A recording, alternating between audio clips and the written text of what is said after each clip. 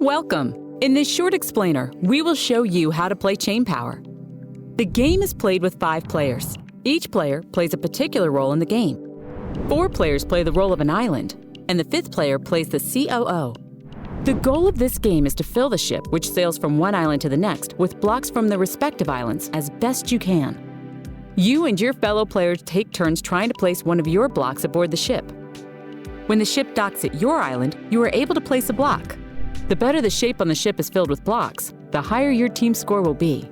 In addition to the team score, you can also go for your own score by placing blocks in the double score boxes.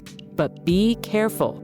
If you or one of your teammates fail to place a sufficient number of blocks aboard the ship, or if too many blocks stick out, it'll be game over.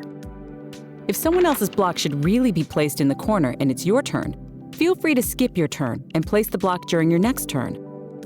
And if your ship is very full already and your block would make the block stick out, close the port. Filling the ship the best way possible is a real challenge.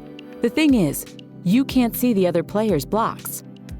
Use the chat smartly to find out. The COO could help here too. He is not able to place blocks himself, but he can see the blocks of all the other players.